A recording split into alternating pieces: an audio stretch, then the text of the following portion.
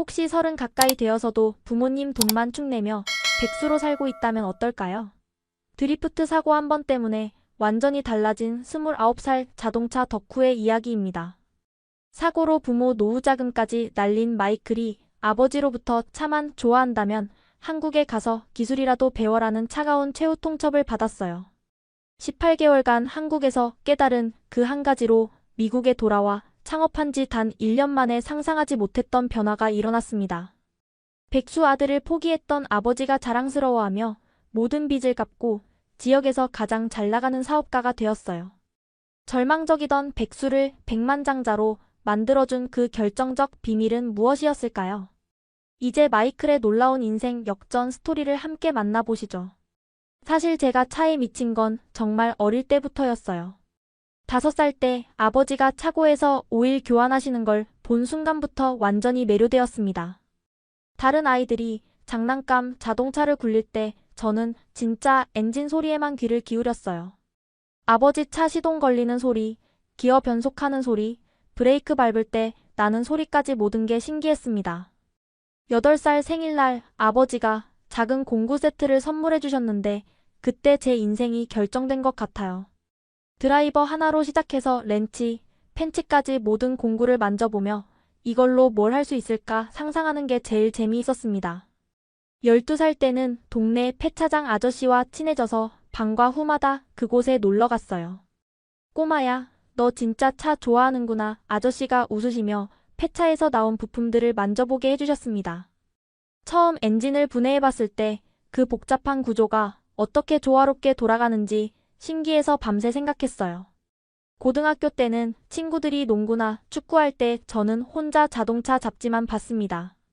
페라리, 람보르기니, 포르쉐 같은 슈퍼카들의 엔진 스펙을 외우는 게 취미였어요. 심지어 수업 시간에도 교과서에 자동차 그림을 그리다가 선생님께 혼나기 일쑤였습니다. 마이클, 너 자동차 말고 다른 것도 관심 가져봐라. 어머니가 걱정스럽게 말씀하셔도 전혀 귀에 들어오지 않았어요. 자동차만 있으면 세상에 무서울 게 없다고 생각했습니다. 졸업 후 대학 진학은 생각도 안 했어요. 차 관련 일을 하고 싶다고 부모님께 말씀드렸지만 그럼 제대로 된 자동차 회사에 취직해라라는 대답만 돌아왔습니다. 하지만 저는 남이 시키는 일보다는 제가 직접 만지고 개조하는 게 좋았어요. 20살 되자마자 아르바이트로 모은 돈으로 중고 스포츠카를 샀습니다. 빨간색 혼다, 시빅이었는데 처음 핸들을 잡았을 때의 그 떨림을 지금도 기억해요. 드디어 내 차다 하는 기쁨으로 가슴이 터질 것 같았습니다. 그때부터 진짜 미친 듯이 차에만 매달렸어요. 엔진 오일부터 시작해서 에어필터, 점화 플러그, 배기 시스템까지 하나씩 바꿔가며 성능을 업그레이드했습니다. 친구 톰이 너 정말 천재 아니야? 혼자서 어떻게 저런 걸 다 해? 라고 감탄했을 때 제가 얼마나 뿌듯했는지 몰라요. 밤마다 공터에서 하는 드리프트 연습은 제게 최고의 스릴이었습니다. 타이어가 끽끽거리는 소리, 엔진이 으르렁거리는 소리, 코너를 돌 때 느껴지는 중력의 변화까지 모든 게 완벽했어요. 이게 진짜 사는 거지 하며 스스로 만족했습니다. 그런데 여기서 놀라운 일이 벌어졌어요. 동네 친구들이 제 차를 보고 야, 마이클 차 진짜 빠르다 소리도 완전 달라졌네 하며 부러워하기 시작한 겁니다. 그러더니 하나둘씩 자기 차도 튜닝해달라고 부탁했어요. 처음에는 그냥 재미 삼아 도와줬는데 결과가 생각보다 좋았습니다. 제이크의 낡은 세단을 만져줬더니 마력이 눈에 띄게 올라갔고 브라이언의 트럭은 소음이 완전히 사라졌어요. 마이클, 너 진짜 재능 있다. 정비소 차려도 되겠는데 하는 칭찬을 들으며 자신감이 하늘 높이 치솟았습니다. 그때부터 용돈벌이가 시작됐어요. 간단한 오일 교환부터 복잡한 엔진 튜닝까지 이것저것 맡기는 사람들이 늘어났습니다. 한 달에 $500씩은 벌 수 있었는데 당시 제게는 큰 돈이었어요.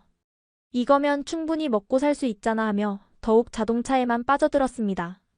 하지만 부모님 입장에서는 전혀 다르게 보이셨나 봐요. 25살이 넘어도 정식 직장 없이 차고에서만 뒹굴거리는 아들을 보시는 심정이 어땠을까요? 언제까지 이럴 거냐, 마이클. 친구 데이빗은 은행에서 일하고 로버트는 회계사 됐는데 아버지의 목소리에는 점점 실망감이 쌓여가고 있었어요. 하지만 저는 곧 큰 돈 벌 거예요. 제가 완전히 개조한 차로 레이싱 대회만 나가면이라며 핑계만 댔습니다. 28살이 되던 해에는 상황이 더욱 악화됐어요. 친구들이 하나둘씩 결혼하고 가정을 꾸려가는데 저만 혼자 차고에 박혀서 기름때 묻은 옷을 입고 살았습니다. 어머니가 마이클, 정말 이래도 되는 거니? 나이가 벌써 28이야 라고 눈물을 글썽이며 말씀하실 때 가슴이 찔렸지만 인정하고 싶지 않았어요. 엄마 걱정 마세요. 곧 뭔가 대단한 걸 보여드릴게요. 하지만 속으로는 불안했습니다. 정말 이대로 괜찮을까? 내가 지금 뭘 하고 있는 거지 하는 생각이 밤마다 머릿속을 맴돌았어요. 그럴 때마다 엔진 소리를 더 크게 틀어서 그 생각들을 지워버리곤 했습니다. 그러다가 운명의 그날이 찾아왔어요. 29살 되던 해 4월 어느 토요일 새벽이었습니다. 친구들과 함께 평소보다 더 외진 곳에서 드리프트 연습을 하고 있었어요. 그날따라 제 차 컨디션이 너무 좋아서 기분이 최고조였습니다. 오늘 완전 날이네. 톰이 소리쳤고 저도 신나서 액셀러레이터를 더 깊게 밟았어요. 그 순간까지는 모든 게 완벽했습니다. 타이어와 아스팔트가 마찰하는 소리, 엔진이 포효하는 소리, 친구들의 환호성까지 모든 게 조화롭게 어우러졌어요. 그런데 그 유명한 S커브에서 일이 벌어졌습니다. 평소 같으면 당연히 성공했을 텐데 그날은 뭔가 달랐어요. 뒷바퀴가 예상보다 더 많이 미끄러지면서 차가 통제를 벗어나기 시작했습니다. 앗! 핸들을 아무리 돌려도 차는 제 의도대로 움직여주지 않았어요. 슬로우 모션처럼 느껴지는 몇 초 동안 저는 이번엔 정말 큰일 났구나 하는 생각밖에 할 수 없었습니다. 쾅! 엄청난 충격과 함께 차가 가드레일을 들이받았어요. 에어백이 터지면서 순간 정신이 아찔했습니다. 다행히 큰 부상은 없었지만 제가 그토록 아꼈던 차는 완전히 박살이 나버렸어요. 보닛은 구겨지고 범퍼는 떨어져 나갔으며 앞유리는 거미줄처럼 금이가 있었습니다. 마이클 괜찮아? 친구들이 달려와서 저를 부축해줬지만 정신이 멍했어요. 3년간 혼신을 다해 키워온 제 차가 한순간에 고철 덩어리가 되어버린 현실을 받아들일 수 없었습니다. 더 큰 문제는 가드레일 수리비와 견인비, 그리고 제 차 처리비까지 합쳐서 엄청난 돈이 필요하다는 거였어요. 경찰관이 총 피해액이 1만 5천 달러 정도 될 것 같다고 말했을 때 다리에 힘이 풀렸습니다. 경찰서에서 연락을 받고 달려오신 아버지의 얼굴을 평생 잊지 못할 거예요. 분노와 실망과 절망이 뒤섞인 표정으로 저를 바라보시던 그 눈빛 말입니다. 말 한마디 없이 서류를 처리하시는 아버지의 뒷모습을 보면서 가슴이 찢어질 것 같았어요. 집으로 돌아가는 차 안은 정말 조용했습니다. 아버지도 저도 아무 말 없이 그냥 앞만 바라보며 달렸어요. 그 침묵이 어떤 꾸중보다도 무서웠습니다. 그날 밤 부모님이 나누신 대화를 방 문틈으로 들었어요. 여보, 우리가 뭘 잘못했을까요? 마이클이 왜 저렇게 됐을까요? 어머니가 흐느끼시는 소리가 들렸습니다. 노후를 위해 평생 모아두신 돈의 절반 이상이 하루아침에 사라진 충격이 얼마나 크셨을까요? 이제 정말 답이 없는 것 같아. 30이 다 되어가는데 계속 이런 식으로 살 수는 없잖아. 아버지의 목소리에는 지쳐버린 부모의 마음이 고스란히 담겨 있었어요. 그 순간 제 가슴에 뭔가 쿵하고 무거운 게 떨어지는 느낌이 들었습니다. 아, 정말로 부모님이 저를 포기하시는구나 하는 절망감이 몰려왔어요. 며칠 동안 집안 분위기는 최악이었습니다. 아버지는 저와 눈도 마주치지 않으셨고 어머니는 한숨만 쉬셨어요. 저도 제 방에 박혀서 나오지 않았습니다. 그러다가 일주일 후 아버지가 저를 부르셨어요. 마이클 나와라.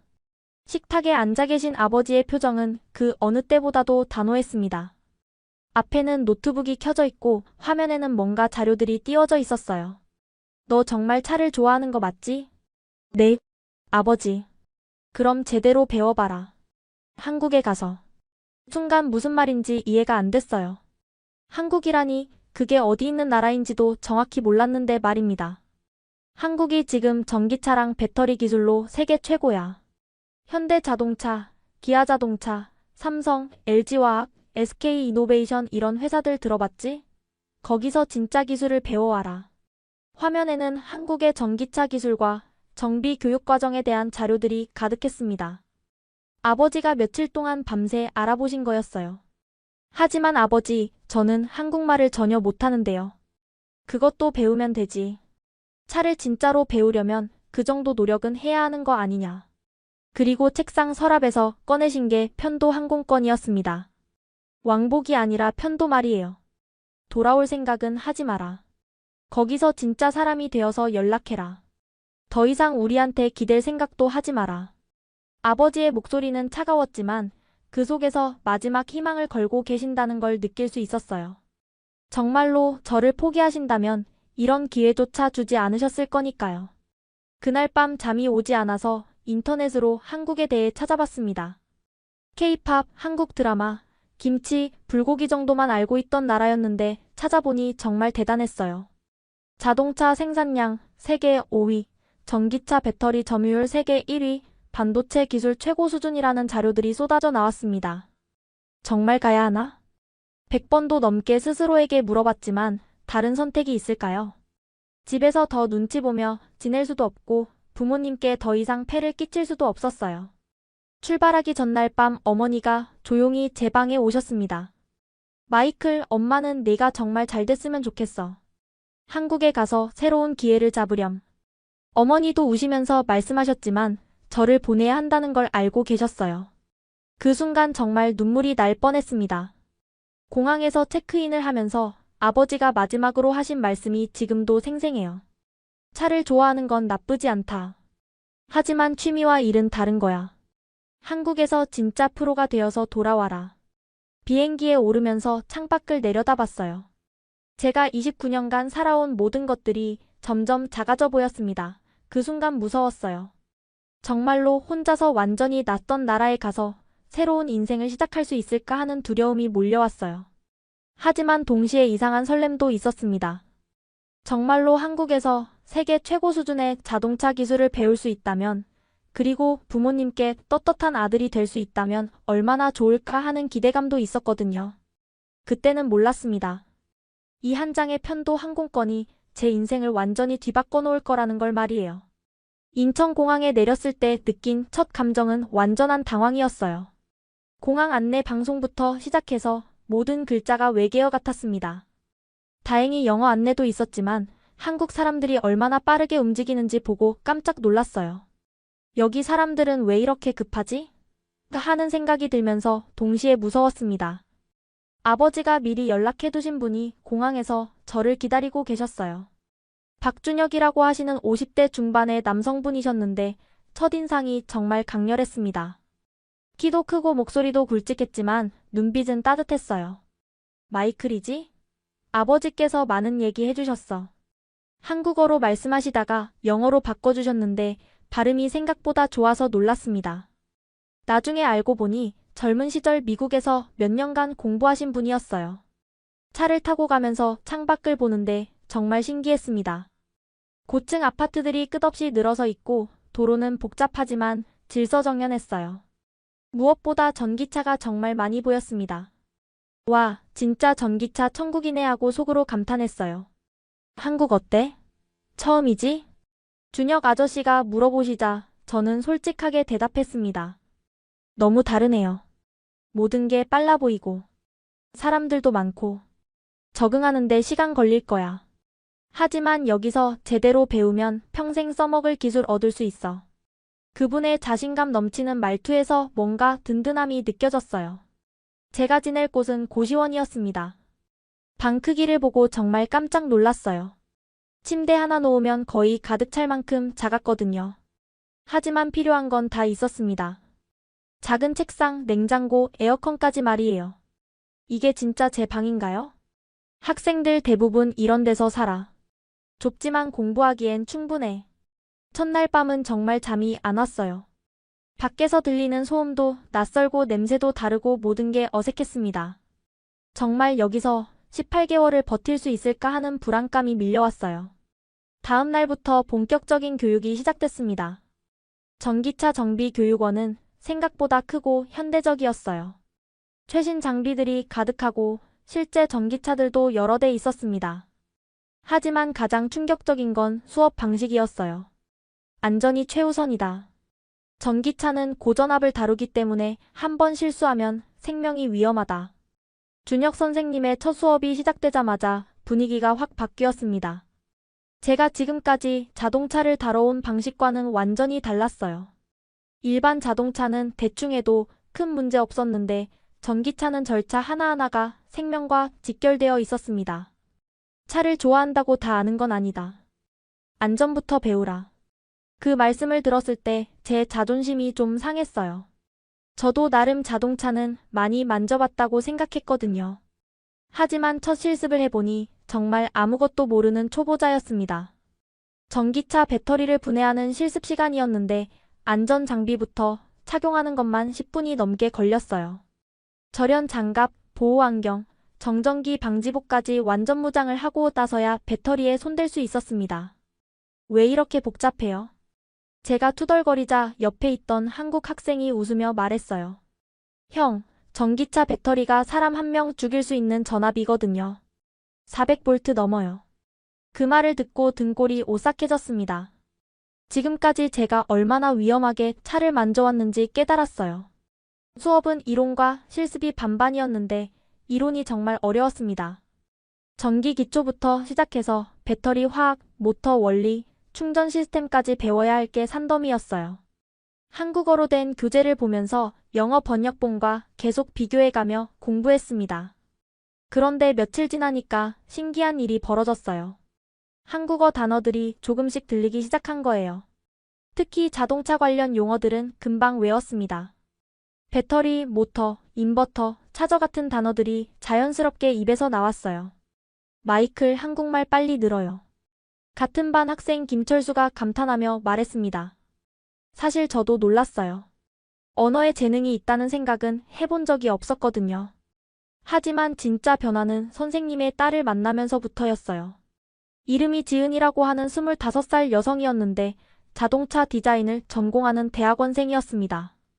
처음 만난 건 교육원에 점심을 가져다 주러 온 날이었어요. 저는 혼자 구석에서 샌드위치를 먹고 있었는데 갑자기 앞에 그림자가 지더니 누군가 말을 걸었습니다. 외국인이세요? 고개를 들어보니 정말 예쁜 여성이 서 있었어요.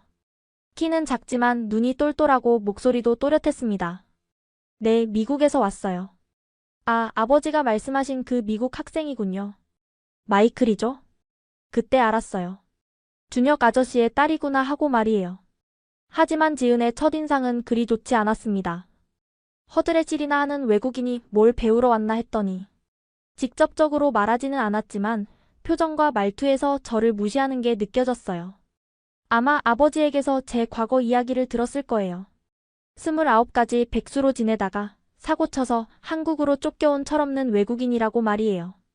그날 이후로 지은은 일주일에 2~3번씩 정비소에 나타났습니다. 아버지 일을 도우러 온다고 했지만 저를 관찰하는 것 같았어요. 제가 실습을 할 때면 멀찍이서 지켜보다가 실수를 하면 역시라는 표정을 짓곤 했습니다.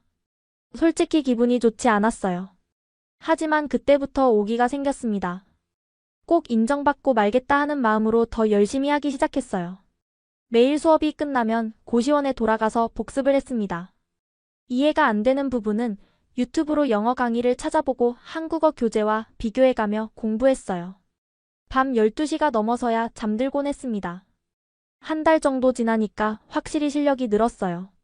배터리 점검도 훨씬 빨라졌고 모터 분해 조립도 능숙해졌습니다. 선생님 씨도 제 변화를 알아차리셨어요. 마이클 많이 늘었어. 처음보다 훨씬 안정적이야. 칭찬을 들으니 기분이 좋았지만 지은의 반응은 여전히 차갑더라고요. 그런데 2달째 되던 어느 날 특별한 일이 있었습니다. 실습 시간에 고장난 전기차를 진단하는 과제가 나왔어요. 증상은 간단했어요. 시동이 안 걸린다는 것이었습니다. 다른 학생들은 배터리 문제일 거라고 생각하며 배터리부터 체크했어요. 하지만 저는 뭔가 다른 느낌이 들었습니다. 엔진음이. 아니지, 전기차니까 모터음이 평소와 달랐어요. 혹시 냉각 시스템 문제 아닐까요? 제가 말하자 아저씨가 눈을 번쩍이셨습니다. 왜 그렇게 생각해?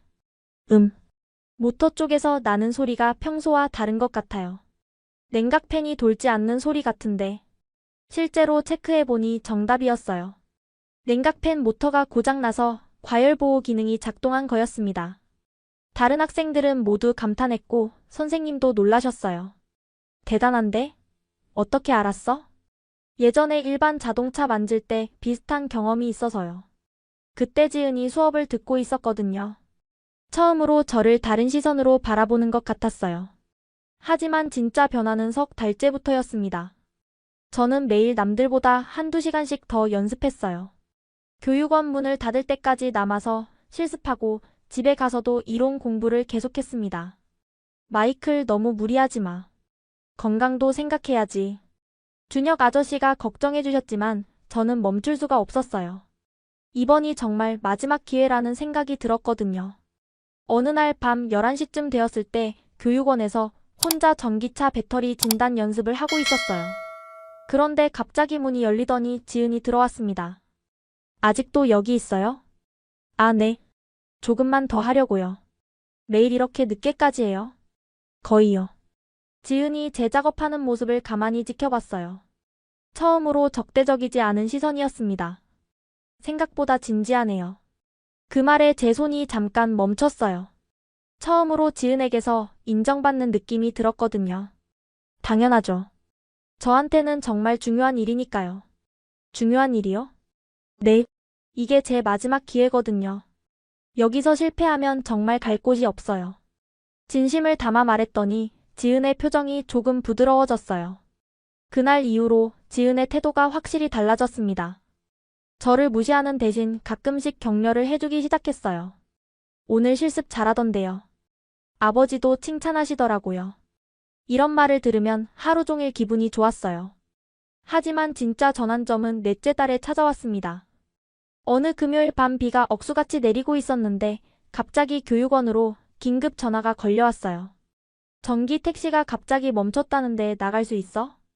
준혁 아저씨가 저에게 물어보셨어요. 보통은 정식 기사님들이 출동하는데 그날은 다들 다른 일로 바빴나 봐요. 저도 갈 수 있을까요? 아직 정식 자격증은 없지만 간단한 점검 정도는 할 수 있으니까 따라와. 비 속에서 출동한 곳은 시내 중심가였어요. 전기 택시 한 대가 도로 한가운데 멈춰서 뒤쪽으로 차들이 길게 줄을 서 있었습니다. 완전히 먹통이에요. 갑자기 모든 게 꺼져버렸어요. 택시기사 아저씨가 다급하게 말씀하셨어요. 박 선생님과 함께 차를 점검해보니 메인 퓨즈가 나간 거였습니다. 하지만 단순히 퓨즈만 바꿔서는 안 되는 상황이었어요. 왜 퓨즈가 나갔는지 원인을 찾아야 했거든요. 마이클, 내가 한번 봐. 선생님이 기회를 주셨어요. 비에 흠뻑 젖으면서 차 곳곳을 점검했습니다. 그러다가 충전 포트 쪽에서 이상한 냄새를 맡았어요. 여기 뭔가 탔는 냄새가 나는데요. 자세히 보니 충전 케이블 연결 부분에서 누전이 있었던 것 같았어요. 빗물이 들어가서 합선이 일어난 거였습니다. 맞아, 이거네. 빨리 처리하자. 일사천리로 응급수리를 마쳤더니 택시가 다시 살아났어요. 기사 아저씨가 정말 고마워하셨고 준혁 아저씨도 만족스러워하셨습니다. 잘했어, 마이클. 진짜 늘었구나. 교육원으로 돌아와서 젖은 옷을 갈아입고 있는데 지은이 따뜻한 커피를 가져다 줬어요. 고생하셨어요. 아버지가 칭찬하시더라고요. 그 순간 정말 감동적이었어요. 지은이 처음으로 저를 인정하는 눈빛으로 바라봐 주었거든요. 생각보다 진지한 사람이네요. 지은이 미소를 지으며 말했을 때 제 마음속에 뭔가 따뜻한 감정이 싹트기 시작했습니다. 아, 이 사람이 정말 좋구나 하는 마음이 들었어요. 그날 이후로 지은과의 관계도 완전히 달라졌고 저의 한국 생활도 새로운 국면에 접어들게 되었습니다. 단순히 기술을 배우러 온 외국인이 아니라 정말로 이곳에서 새로운 인생을 시작하고 있다는 느낌이 들었어요. 18개월의 교육 과정이 끝나갈 무렵 저는 정말 많은 변화를 겪었습니다. 한국어도 일상 대화는 무리 없이 할 수 있게 됐고 전기차 정비 기술도 한국 학생들과 비교해서 뒤떨어지지 않을 정도가 되었어요. 하지만 가장 큰 변화는 지은과의 관계였습니다. 어느새 저희는 매일 저녁 함께 커피를 마시며 하루 있었던 일들을 나누는 사이가 되어 있었어요. 지은이 대학원 과제로 고민하고 있을 때 제가 실무 경험을 바탕으로 조언을 해주기도 했고 제가 한국 문화를 이해하지 못할 때는 지은이 친절하게 설명해주곤 했습니다. 마이클 곧 미국으로 돌아가죠? 어느 날 저녁 지은이 조심스럽게 물었어요. 졸업이 2달 앞으로 다가왔던 시점이었습니다. 네, 아마도요. 사실 복잡한 심정이었어요. 한편으로는 부모님께 제 변화를 보여드리고 싶었지만 다른 한편으로는 이곳을 떠나기가 싫어지고 있었거든요. 특히 지은을 두고 가는 게 힘들었습니다. 한국에서 배운 기술로 미국에서도 성공하실 거예요. 지은이 응원해 주었지만 목소리에 아쉬움이 묻어 있었어요. 저도 마찬가지였습니다. 준혁 아저씨도 제 미래를 걱정해 주셨어요. 마이클 미국 가서 뭘 할 생각이야? 전기차 정비소를 차려볼까 해요. 한국에서 배운 기술을 써서요. 좋은 생각이야. 하지만 쉽지 않을 거다. 기존 정비소들의 견제도 있을 거고. 준혁 아저씨 말씀이 맞았어요. 미국의 전기차 시장은 아직 초기 단계였고 대부분의 정비는 딜러에서만 가능했습니다. 독립적인 전기차 정비소는 거의 없는 상황이었거든요. 졸업식 날이 다가올수록 마음이 복잡해졌습니다. 성취감과 아쉬움이 동시에 밀려왔어요. 마지막 실습 평가에서 만점을 받았을 때 준혁 아저씨가 저를 꼭 안아주시며 정말 자랑스럽다고 하신 순간은 지금도 잊을 수 없어요. 아버지가 이렇게 말씀하시는 거 처음 봐요. 지은이 옆에서 미소 지으며 말했습니다. 그 말을 들으니 가슴이 뭉클해졌어요. 드디어 졸업 당일이 왔습니다. 28명의 동기들과 함께 수료증을 받는 순간 정말 감격스러웠어요. 18개월 전 아무것도 모르는 채 한국에 온 철없는 청년이 이제는 전문 기술을 가진 정비사가 되어 있었으니까요. 졸업 후 바로 미국으로 돌아갈 예정이었는데 준혁 아저씨가 뜻밖의 제안을 하셨어요. 마이클, 중고 장비 몇 개 가져가지 않을래? 창업 자금이 부족하다고 했으니까. 정말 고마운 제안이었습니다. 진단기, 배터리 테스터, 충전기 등 기본적인 장비들을 합리적인 가격에 양도해 주신다고 하셨어요. 어떻게 이런 호의를. 내가 열심히 한 걸 지켜봤어. 성공할 거라고 확신한다. 준혁 아저씨의 믿음이 저에게는 큰 힘이 되었습니다. 미국으로 떠나는 마지막 밤 지은과 함께 한강변을 걸었어요. 야경이 정말 아름다웠지만 이별을 앞둔 마음은 착잡했습니다. 연락 자주 해요. 어떻게 지내는지 궁금할 거예요. 지은이 말했을 때 저도 똑같은 마음이었어요. 당연하죠. 사업이 잘 되면 지은 씨도 미국에 놀러 와요. 정말요? 약속이에요. 그렇게 약속을 나누며 헤어졌습니다. 인천공항에서 미국행 비행기에 올랐을 때의 기분은 18개월 전과 완전히 달랐어요. 그때는 두려움과 절망감이었다면 이번에는 설렘과 기대감이었습니다. 가방 안에는 한국에서 받은 자격증과 준혁 아저씨가 써주신 추천서, 그리고 지은이 선물한 행운의 부적이 들어있었어요. 고향에 도착했을 때 부모님의 반응은 놀라웠습니다. 공항에 마중 나오신 아버지가 저를 보시더니 눈을 크게 뜨셨어요. 마이클 많이 달라졌구나. 확실히 달라져 있었어요. 체중도 빠지고 자세도 더 당당해졌고 무엇보다 눈빛이 완전히 바뀌어 있었습니다. 집에서 한국에서 배운 것들을 설명해드렸을 때 부모님이 정말 놀라셨어요. 전기차 배터리 구조부터 시작해서 안전규정, 진단 방법까지 전문 용어를 섞어가며 설명하는 제 모습을 믿기 어려워하셨거든요. 정말 우리 아들 맞나? 어머니가 신기해하시며 말씀하실 때 저도 스스로가 신기했습니다. 하지만 진짜 시험은 지금부터였어요. 창업 준비를 시작하면서 현실의 벽에 부딪혔거든요. 일단 장소를 구하는 것부터 쉽지 않았습니다. 전기차 정비에 적합한 곳은 임대료가 비쌌고 저렴한 곳은 전기 설비가 부족했어요. 한 달 동안 수십 곳을 돌아다닌 끝에 시내에서 조금 떨어진 곳에 작은 창고를 하나 구했습니다. 넓지는 않았지만 전기차 선호대는 동시에 작업할 수 있는 공간이었어요. K-테크 EV 클리닉이라는 간판을 달고 정식 개업했을 때 정말 뿌듯했습니다. 한국에서 배운 기술의 정수를 담은 저만의 정비소가 드디어 문을 연 거예요. 하지만 현실은 냉혹했습니다. 첫 한 달 동안 손님이 거의 없었어요. 가끔 지나가던 사람이 구경하고 가는 게 전부였습니다. 전기차를 타는 사람들도 대부분 딜러 정비소를 이용했거든요. 이상하네, 기술은 확실한데 왜 손님이 없지? 혼자 중얼거리며 고민하던 중 문제를 깨달았습니다.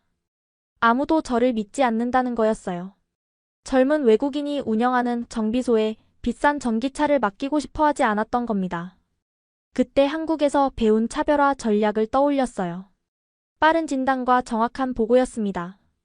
기존 정비소들이 며칠씩 걸리는 진단을 2시간 만에 끝내자는 전략이었어요. 현장 출동 서비스도 시작했습니다. 진단 장비를 벤에 싣고 고객이 있는 곳으로 직접 찾아가는 서비스였어요. 한국에서는 당연한 일이었지만 미국에서는 혁신적인 아이디어였습니다. 첫 번째 출동 서비스는 정말 기억에 남아요.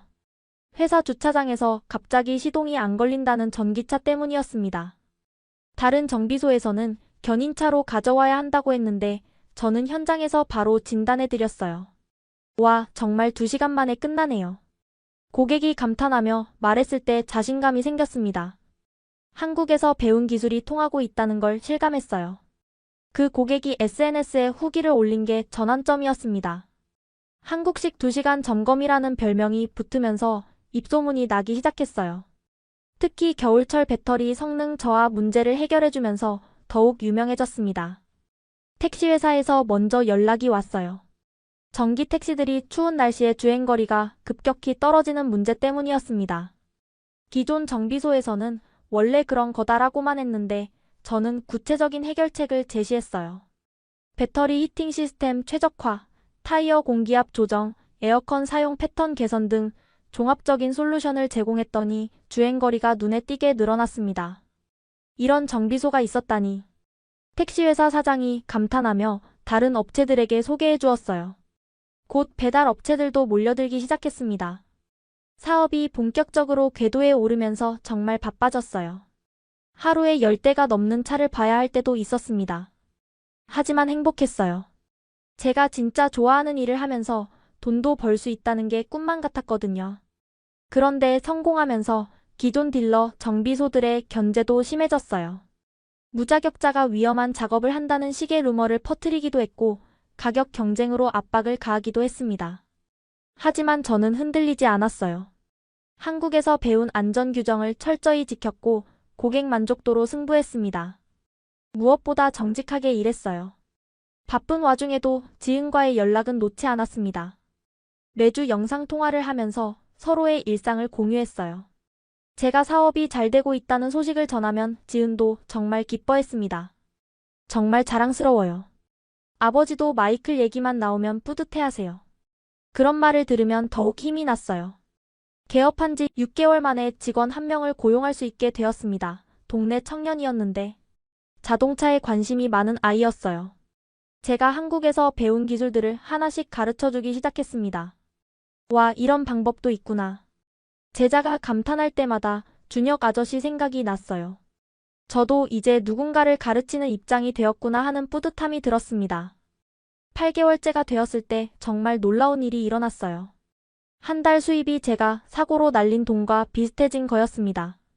그동안 부모님께 끼친 폐를 조금씩 갚아나갈 수 있게 된 거예요.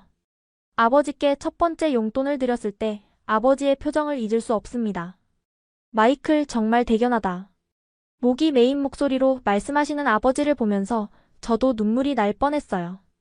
1년이 지나자 정말 안정적인 수입을 올릴 수 있게 되었습니다. 직원도 3명으로 늘었고 단골 고객들도 많이 생겼어요. 지역 신문에서 인터뷰 요청까지 들어올 정도로 유명해졌습니다. 하지만 성공할수록 지은이 더 그리워졌어요. 영상통화로만 만나는 게 점점 아쉬워졌습니다. 특히 기쁜 일이 있을 때마다 바로 옆에서 함께 기뻐해줄 사람이 지은이었으면 좋겠다는 생각이 들었어요. 언제 한국에 놀러 올 거예요? 지은이 물었을 때 저는 진지하게 대답했습니다. 곧 갈게요. 정말 보고 싶어요. 사실 한국 방문을 계획하고 있었지만 사업이 너무 바빠서 쉽게 시간을 낼 수가 없었어요. 그러던 중 개업 1주년이 다가오면서 뭔가 특별한 기념을 하고 싶다는 생각이 들었습니다. 하지만 그때는 몰랐어요. 정말 특별한 손님들이 저를 찾아올 거라는 걸 말이에요. 처음에는 간단하게 넘어갈 생각이었는데 직원들과 단골 고객들이 제대로 된 행사를 하자고 제안했어요. 사장님이 이 지역 전기차 산업 발전에 기여한 게 얼마나 큰데요. 꼭 축하해야죠. 정비소 앞마당에 작은 무대를 설치하고 리본 커팅 준비까지 했습니다. 그런데 그때 정말 놀라운 소식이 전해졌어요. 마이클, 한국에서 손님이 오신다고 하는데? 직원이 신기해하며 말했을 때 저는 가슴이 두근거렸어요. 혹시 준혁 아저씨께서 오시는 건가 하는 생각이 들었거든요. 며칠 전부터 연락이 안 되셨는데 바쁘신가 보다 했었어요. 기념식 당일 아침 공항으로 마중을 나갔습니다. 입국장 문이 열리면서 준혁 아저씨가 나타나셨을 때 저는 달려가서 인사를 드렸어요. 아저씨 정말 오셨네요. 당연히 와야지. 내 제자 1주년 기념식인데. 그런데 준혁 아저씨 뒤로 또 다른 사람이 나타났습니다. 처음에는 눈을 의심했어요. 정말 지은이 맞나 싶었거든요. 지은 씨? 깜짝 놀라셨죠? 마이클 1주년 기념식에 어떻게 안 올 수가 있어요. 지은이 환하게 웃으며 말했을 때 제 마음은 완전히 뒤죽박죽이 되었습니다. 영상통화로만 보던 지은을 1년 만에 직접 만나게 되다니요. 어떻게 시간을 내셨어요? 회사에 휴가 내고 왔어요. 아버지가 가신다고 하니까 저도 따라오고 싶어졌거든요. 차 안에서 준혁 아저씨가 말씀하셨어요. 마이클, 내 소식 한국에서도 유명해졌어. 한국식 정비 방법을 미국에 성공적으로 정착시켰다고 업계에서 화제더라고. 정말 뜻밖의 말씀이었어요. 제가 한 일이 한국에까지 알려졌다니 믿기지 않았습니다.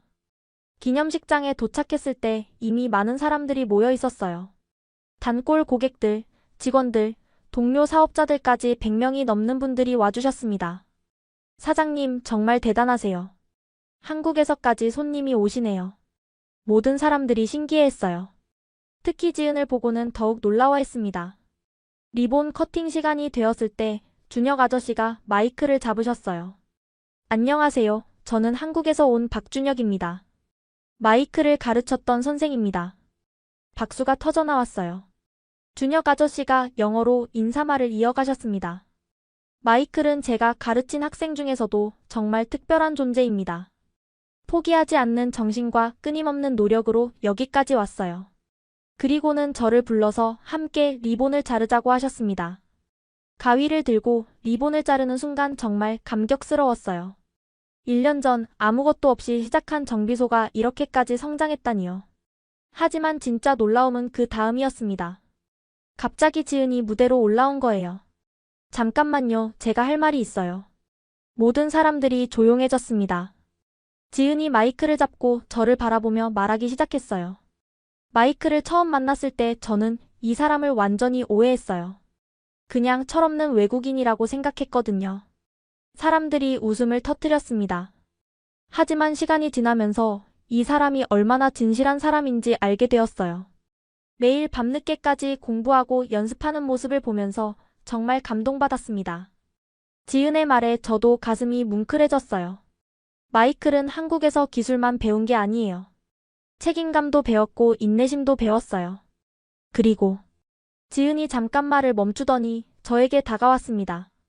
사랑도 배워갔죠. 그러면서 제 손을 잡았어요. 그 순간 모든 사람들이 환호성을 질렀습니다. 저는 너무 놀라서 말이 나오지 않았어요. 마이클, 저도 당신을 사랑해요. 지은이 사람들 앞에서 고백을 한 거였습니다. 꿈인가 싶을 정도로 믿기지 않았어요. 정말요? 제가 떨리는 목소리로 물었을 때 지은이 고개를 끄덕였습니다. 네, 정말이에요. 그래서 한국에서 회사 그만두고 여기로 이주할 준비를 해왔어요. 이게 무슨 일인가 싶었어요. 지은이 저 때문에 한국에서의 모든 걸 포기하고 미국으로 온다고요? 하지만 지은 씨, 한국에서 좋은 회사 다니고 계시잖아요. 좋은 회사보다 좋은 사람이 더 중요해요. 그리고 여기서도 제 전공을 살릴 수 있는 일을 찾을 수 있을 거예요. 그 순간 모든 게 꿈만 같았습니다. 1년 전만 해도 아무것도 없던 제가 이제는 성공한 사업과 사랑까지 얻게 되다니요. 축하 파티가 끝나고 나서 준혁 아저씨와 지은, 그리고 저는 조용한 곳에서 대화를 나눴습니다. 마이클, 정말 자랑스럽다. 내가 이렇게까지 성장할 줄 몰랐어. 준혁 아저씨가 진심 어린 눈빛으로 말씀하셨어요. 모든 게 아저씨 덕분입니다. 아저씨가 가르쳐 주신 기술과 마음가짐이 없었다면 여기까지 올 수 없었어요. 아니야, 내 노력의 결과야. 그리고 지은이도 내 진심을 알아봐 준 거고. 지은이 제 손을 꼭 잡으며 말했어요. 당신이 한국에서 보여준 변화가 저를 감동시켰어요.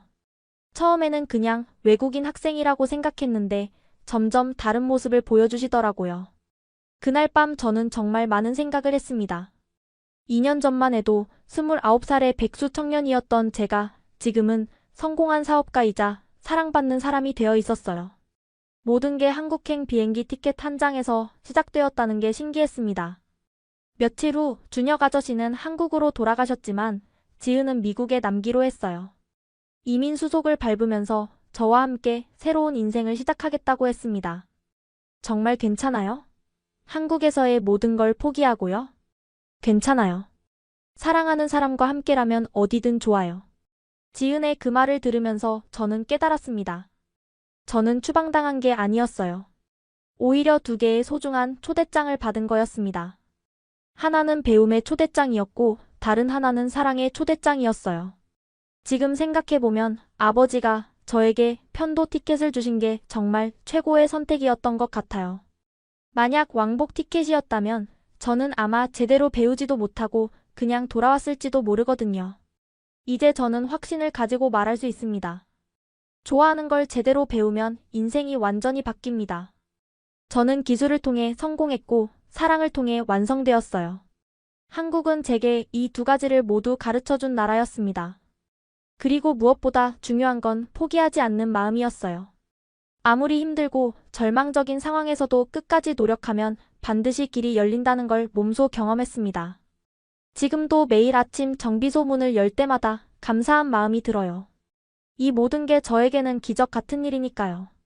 그리고 앞으로도 한국에서 배운 정신으로 더 많은 사람들에게 도움이 되고 싶습니다.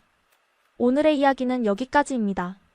마음에 드셨다면 구독과 좋아요 잊지 말고 한 번씩 눌러주세요. 소중한 시간 함께 해주셔서 진심으로 감사드리고 앞으로도 더 깊은 이야기로 여러분을 찾아뵐게요. 찾아뵐게요. 찾아뵐게요. 찾아뵐게요. 찾아뵐게요.